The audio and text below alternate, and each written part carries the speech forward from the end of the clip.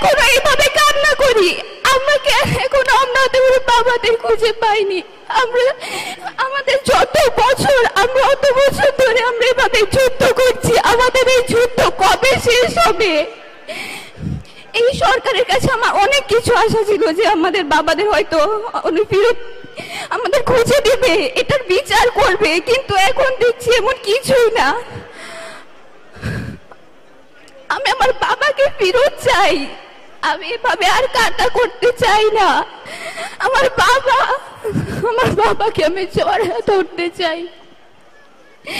আমাদের সব স্বপ্ন কে পূরণ করবে?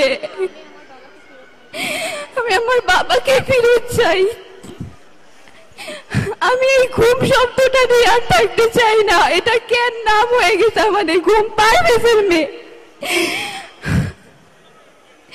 আমি আশা করি তারেক রহমান চাচ্চু আমাদের বাবাদের খুঁজে দিবে, খুঁজে না দিতে পারলো এটার বিচার করবে যে আমাদের বাবাদের কেন গুম করা হয়েছিল। এটা দল করা তো কোনো অপরাধ না, দল সবাই করে।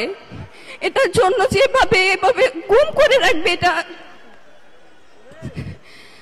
আসসালামু আলাইকুম।